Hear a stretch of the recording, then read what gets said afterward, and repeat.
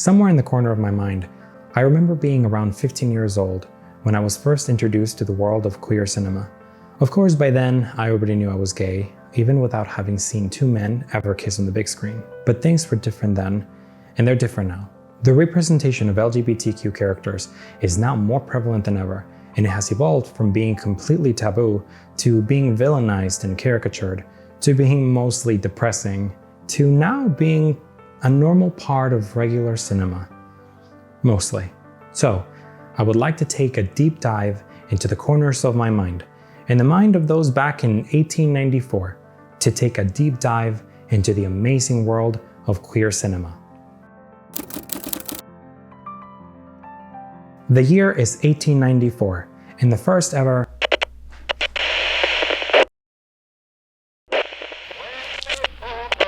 Okay, I think this is more appropriate. Anyway, as I was saying, the year is 1894, and the first ever known film with live recorded sound is made by British inventor William Dickson. This film also came to be known as the Gay Brothers, and it might shock some of you that our roots go as far back as the 1890s. Well, sort of.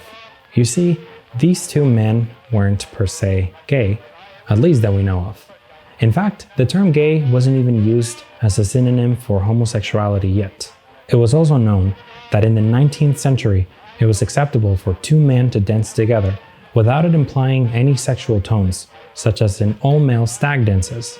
Boy, did we eventually go back on that. This is especially the case with the Dickson experimental sound film, as it is believed that the two men who are being depicted were dancing together more so jokingly than romantically. Nonetheless, seeing two men dance together was still not often seen, and it makes this film one of the earliest examples of what would eventually become queer cinema.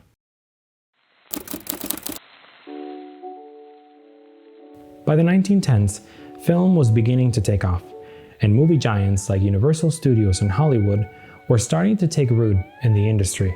In 1915, famous comedian Charlie Chaplin starred in a silent comedy film titled A Woman, in which Chaplin dresses as a woman to fool two men into fighting for him, and eventually even kissing each other. This wasn't the first time Chaplin dressed as a woman. In fact, this would be the last time in which Chaplin would depict a female in one of his silent comedies.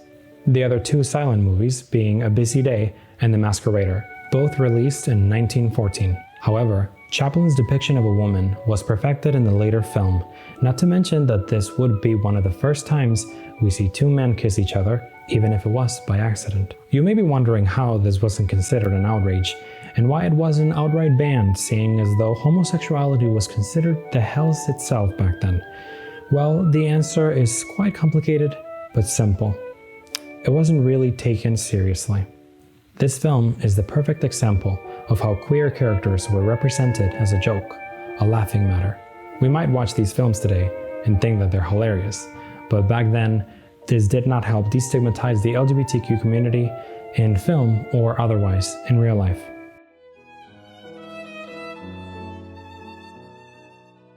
Different from the others is one of the oldest surviving films depicting a gay character in a more sympathetic way. The film tells the story of a gay violinist who takes his life after being blackmailed by men who know about his sexuality. The film was a political outcry against the then harsh laws against homosexuality in Germany.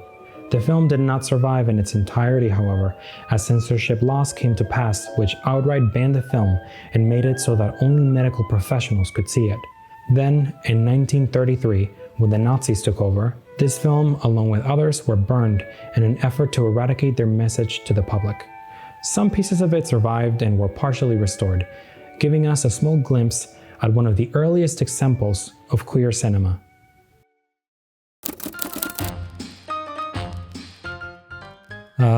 The roaring 20s, a time for film experimentation before the Hays Code would come to pass. In 1922, a film by the name of Manslaughter gave us the first erotic gay kiss between two women in the history of film.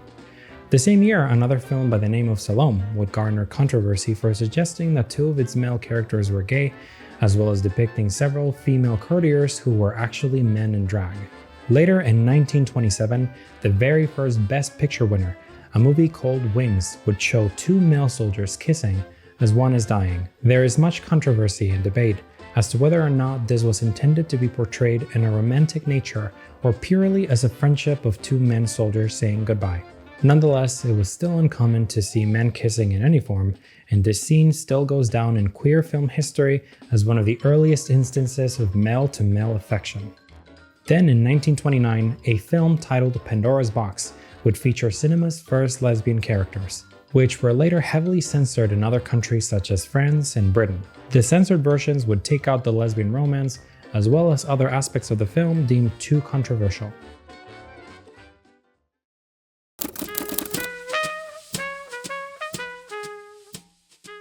The 30s was a dark time for queer cinema. As movies were becoming more prevalent among the people, new laws were being enforced in order to suppress some of the darker themes that filmmakers wanted to portray at the time. Films such as Morocco, which came out in 1930, still proved to be groundbreaking for the time, displaying the first same-sex kiss from the lead actress, who also happened to be lesbian, Marlene Dietrich, and others such as Mädchen in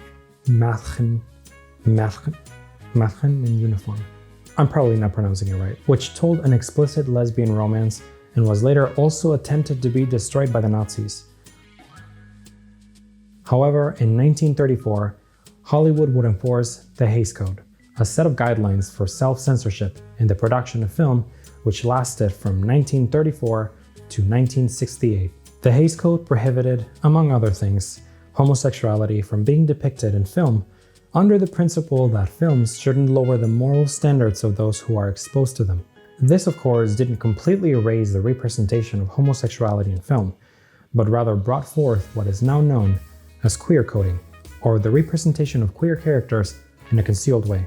Even though this meant queer characters could still be represented in film, it also meant that they were portrayed however the movie creators wanted, and for a long period of time, queer characters were shown as villainous and dangerous individuals, furthering the belief that homosexuality was a thing of evil and abnormality. We can clearly see these depictions such as in the 1940s movie Rebecca, in which a housekeeper has an obsessive and dangerous attachment to the main character. Or Rope, another Hitchcock film from 1948, in which two murderous men who are heavily queer-coded go through an Edgar Allan Poe's The Raven experience after murdering their former classmate. Not to mention the very famous Psycho from 1960, which has also been debated over whether or not the character, Norman Bates, is actually queer since he cross-dresses, or if it was just the result of the trauma inflicted by his mother. Other examples of negative queer coding could be seen even in Disney films, such as The Little Mermaid, in which the main villain, Ursula, is clearly depicted to be a drag queen. The clear queer coding of these villainous personas prevailed through the decades of film, till it was slowly phased out when queer characters started to become more accepted. But this wouldn't happen for at least another 2 decades to come.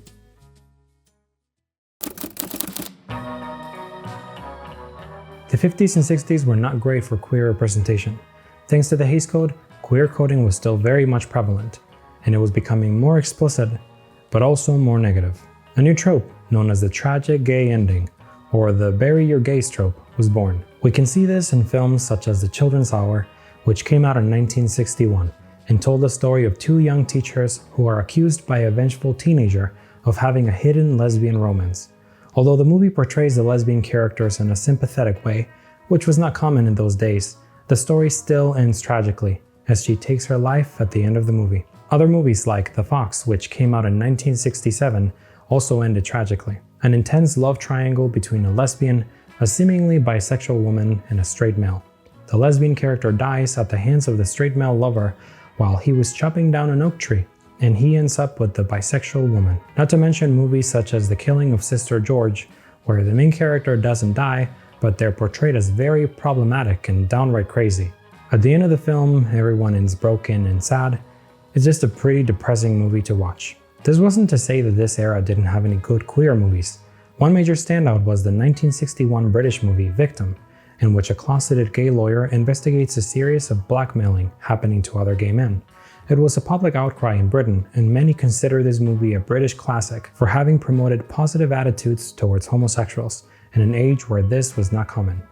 Now, the tragic gay ending trope would stay much after the Hays Code was lifted, We all know many gay movies that end in tragedy, but very little that don't. The difference being that back in the 1950s and 60s, the portrayal of the saddening queer character was paired with the villain queer and the laughable queer. Nonetheless, the gay tragic ending trope was still hurtful to the LGBTQ community, and it robbed their characters of any happy endings.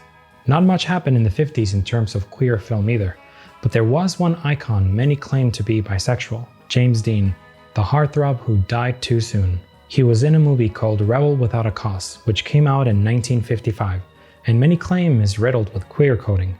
Take a look at some of the scenes and you can judge for yourself. Is he a friend of yours?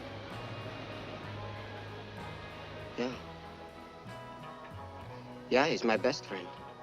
He doesn't say much, but when he does, you know he means it. He's sincere. I want him to teach me how because I know he won't get mad if I goof. His name's Jim. It's really James, but he likes Jim more. The people he really likes lets them call him Jamie. I'll see you in the morning, okay? I've got to pick up my scooter anyway, you know. I know. See you tomorrow. Whether or not this was the case, Salmoneo, which played Plato in the movie, did eventually come out as bisexual, and even went on to say that he thought Plato was the first gay teenager on film. Not to mention that James Dean himself reportedly told director Nicholas Ray to tell Sal to look at me the way Natalie looks at me. I will let you form your own opinions.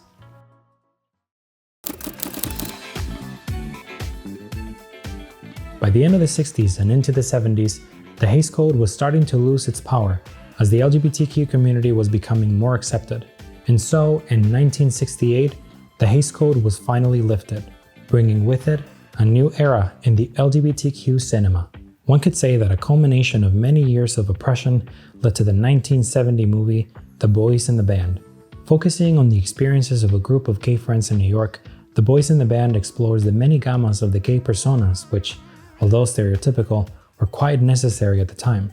It was rare to see a movie focus on one gay character, but even more rare to do so with a group of gay characters that defied standards. The 1970s saw a surge of queer film, some of which are still talked about today, such as the 1975 movie Dog Day Afternoon, which was actually based on a real story about a bank heist performed by a bisexual man trying to get his partner a gender affirmation surgery. What made this specific movie stand out in the 70s was that not only were both main characters bisexual and trans respectively, but also that the movie depicted the still very prevalent homophobia at the time quite accurately. And who can forget about the greatest LGBTQ camp phenomenon of all time, the Rocky Horror Picture Show. For those who don't know, camp movies refer to those movies or art medias that deliberately exaggerate theatrical behavior or style for the purposes of reveling against an oppressive and ordinary society. The Rocky Horror Picture Show was first ignored and shunned by many, but it soon received a loyal fan base that treated the movie more like a social phenomenon, wearing costumes and singing along at movie theaters as well as live showings. Now, more than 47 years later, it is the longest-running theatrical release in film history. The impacts that this film had in the LGBTQ community at the time were deeply felt, as it gave many the opportunity to express what they called their sexual liberation. The film showings would gather large crowds of LGBTQ members who dressed to reflect the fashion statement of the film, helping the community feel more seen back in the 70s when this was simply not even heard of.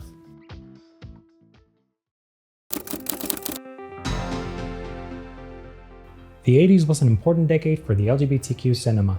On the one hand, there were more movies being made that depicted queer characters in a more happy and positive light, such as the 1982 movie Making Love, which centered on the story of a gay oncologist who struggles with his sexuality as a married man. Nowadays, these kinds of stories are much more common in the mainstream media, but back then this was a huge breakthrough, as it depicted gay men in a more romantic light rather than tragic or villainous, or even comedic. Not only that, but this was one of the first examples of a queer film that actually ended happily.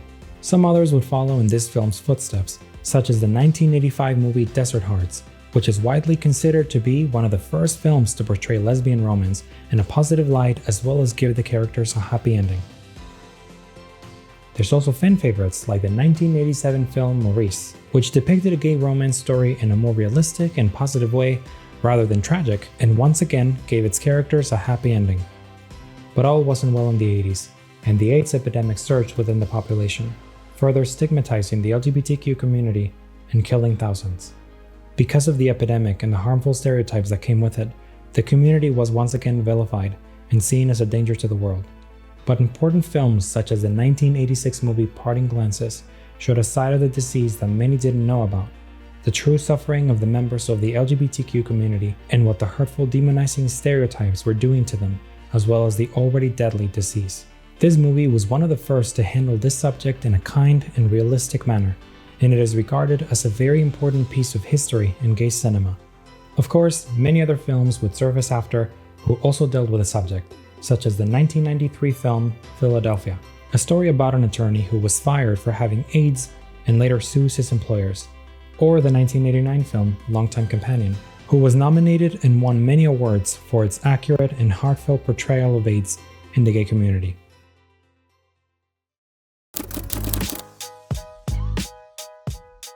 By the early 1990s, LGBTQ cinema was more prevalent than ever, and a burst of independent queer films brought with them a new movement that people titled the New Queer Cinema. Among some of the biggest standouts of the era is the 1990 documentary film Paris is Burning, which accurately portrayed the life and ball culture of the African American and Latino transgender communities in New York. Ball culture referred to an underground subculture of the LGBTQ community, which originated in the late 20th century, in which members would organize pageants in opposition to racism as well as transphobia and homophobia. The documentary is so historically important that it was even selected to be preserved in the United States National Film Registry by the Library of Congress as being historically and culturally significant. Other important films stand out in this era, such as the 1992 classic Orlando, which gave us a beautiful depiction of the gender-bending societal issues through history, or the cult classic film My Own Private Idaho, which released in 1991 and quickly became a favorite among the LGBTQ community. Other films further explored transgenderism and the drag queen culture, such as the 1995 comedy, I think I'm about to say this wrong, To Wong Fu, Thanks for Everything, Julie Newmar. To Wong Fu, Thanks for Everything, Julie Newmar. Or the 1999 emotional Spanish film All About My Mother, in which a mother who lost her teenage son searches for his father to find that they are now a trans woman named Lola. And of course, we can't forget the tragic real-life story of the 1999 film Boys Don't Cry, about a transgender man who was brutally murdered at the hands of two transphobic men. This film was also later added to the United States National Film Registry in 2019. The 90s was truly a decade to behold when it came to queer cinema. From being banned in the 30s and having to hide, to taking multiple prestigious awards and recognition, the film industry was truly taken by storm in the 90s, leaving us with some of the most memorable queer films of all time.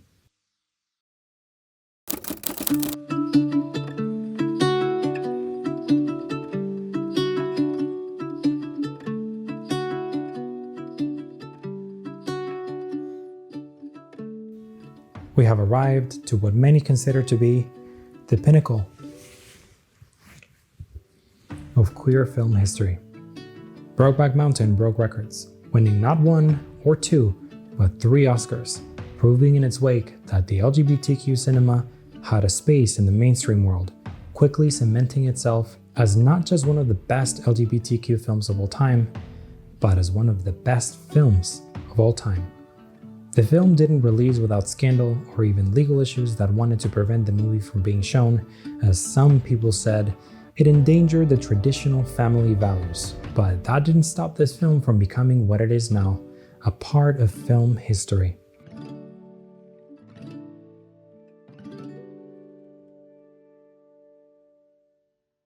And for a while after, many other achievements came to the industry, such as the first LGBTQ film with an all-black cast to win Best Picture with the 2016 film Moonlight, or the first movie by a major Hollywood studio to feature a gay lead character in the 2018 movie Love, Simon.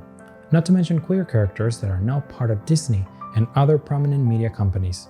Our film culture has surely come a very long way, and though there's still much room for improvement, today I would like to take a moment to remember and recognize every human being who was part of this amazing history.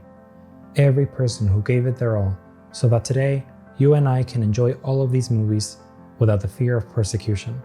Truly, thank you. Take 1, take 2, take 3, take 4, take 5, take 6, take 7, take 8.